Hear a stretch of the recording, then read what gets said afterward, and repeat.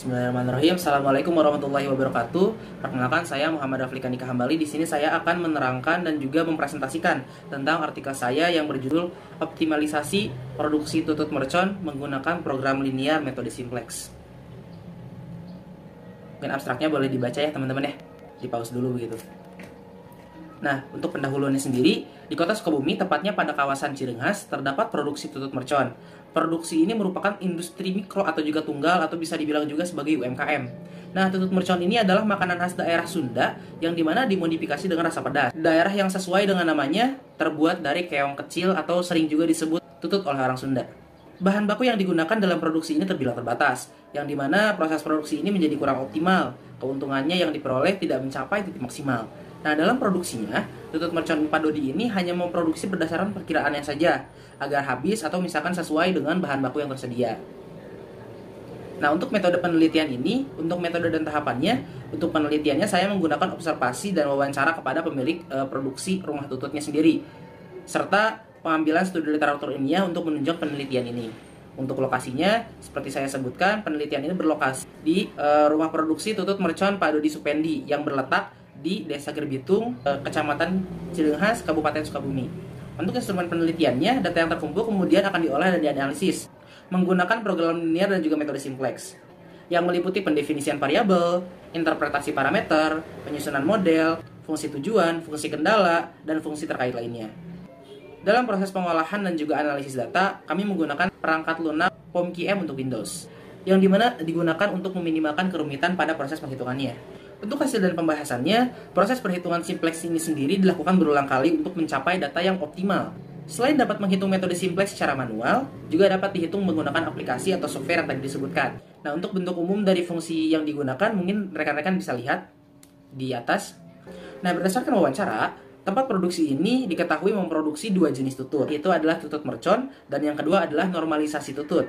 Dalam satu hari, tempat produksi tutut mercon Pak Dodi ini melakukan produksi tutut sebanyak 2 varian, yaitu ada varian pedas dan juga tutut yang tidak pedas. Dengan sekali produksi ini menghasilkan masing-masing sebanyak 50 bungkus dengan bobot masing-masing 100 gram.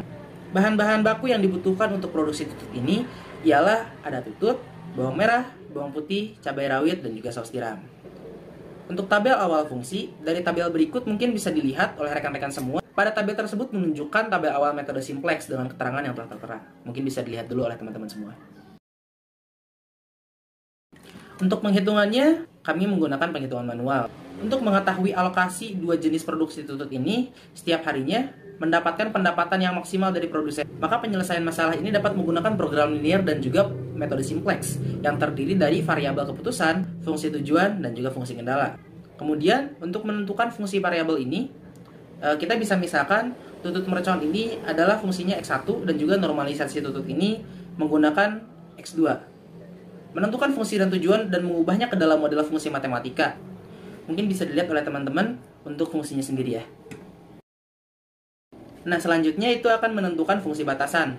Nah, untuk mengubah fungsi model matematika, teman-teman mungkin bisa lihat di atas. Secara umum, untuk mendapatkan atau menentukan fungsi batasan itu akan digunakan jumlah bahan baku X1 ditambah jumlah bahan baku X2 dan kemudian akan kurang dari sama dengan persediaan barang.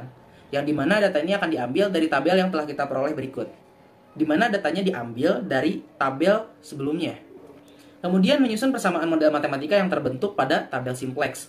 Fungsi dan tujuan dari batasan yang telah diubah menjadi model matematika akan dibentuk menjadi bentuk baku model simplex standar yang menggunakan tabel. Kemudian menentukan kolom kunci. Kolom kunci adalah kolom koefisien negatif terbesar yang terlihat pada tabel sebelumnya, yang dimana mungkin bisa dilihat pada X1 itu adalah negatif 60.000. Baris kunci adalah baris dengan indeks terkecil dari data yang telah diperoleh tadi. Baris kunci pada tabel sebelumnya mungkin bisa dilihat oleh teman-teman hasil dari right value atau nilai kanannya dibagi dengan nilai kolom. Nah, jika indeks terkecil itu mengandung nilai negatif dan juga 0 dalam perhitungan indeks, tabel yang dihasilkan tidak akan layak atau menghasilkan nilai yang optimal. Menentukan perpotongan kolom kunci dan baris, yaitu untuk elemen sel dan juga angka kunci. Nah, dari tabel simplex yang didapat dan diketahui bahwa angka kuncinya ini adalah 4. Kenapa 4? 4 ini adalah hasil dari perpotongan antara kolom kunci dan juga baris kunci. Mengubah nilai-nilai di luar baris kunci sehingga tidak dapat dinilai sebagai negatif. Hal ini dilakukan dengan mengkalikan X1 dari fungsi, kemudian dikalikan kembali ke baris 2. Dan hasilnya akan seperti yang tertera pada Z dan juga S7 berikut.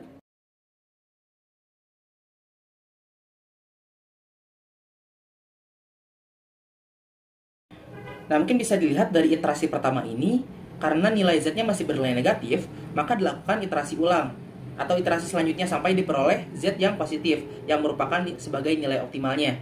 Sehingga dilakukan beberapa kali iterasi dan didapatkan nilai positif Z tersebut, yang dimana nilai ini adalah nilai optimal pada iterasi kedua, yang ditunjukkan pada tabel berikut. Pada tabel iterasi kedua ini, koefisien objektif menurut tabel sebelumnya masih bernilai negatif, namun angka tersebut merupakan angka optimal dari perhitungan yang dilakukan. Dengan demikian, hasil optimalnya itu adalah X1 sama dengan 0,02, X2 sama dengan 2, dan juga Z maksimalnya sebesar 120.000.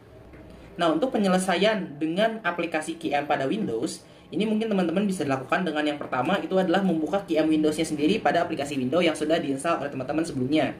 Kemudian, teman-teman bisa membuka perhitungan baru dengan memilih menu Linear Programming di sebelah kiri, tabel yang sebelah kiri. Nah, setelah terbuka, tampilannya akan seperti gambar di atas. Kemudian, teman-teman tinggal memasukkan jumlah fungsi variabel dan juga fungsi kendalanya. Setelah teman-teman mengatur jumlah variabel dan juga fungsi kendala, data input akan dihitung oleh perangkat Luna QM untuk Windows ini. Nah, kemudian jika sudah, teman-teman bisa pastikan kembali untuk objektivitas pada bagian kiri atas, apakah sudah sesuai dengan data tersebut atau belum. Nah, nanti aplikasi ini akan mencari data yang sesuai dengan kebutuhan teman-teman, apakah itu data maksimal ataupun data minimal. Nah, kemudian teman-teman bisa klik bagian solution di atas untuk memperoleh hasil dari perhitungan tersebut. Nah, setelah menekan tombol solusi, output akan keluar. Nah, output ini merupakan solusi pemrosesan data pemrograman linear yang diperoleh dengan menggunakan software QM ini. Kesimpulannya, dari hasil percobaan dan perhitungan manual, didapatkan nilai X1-nya sama dengan 0,02 dan X2-nya adalah 2 dengan Z maksimal sebesar 120.000. Dan hasil akhir ketika menggunakan aplikasi QM adalah X sama dengan 0,2 dan X-nya sama dengan 2 dengan Z maksimalnya itu 120.000.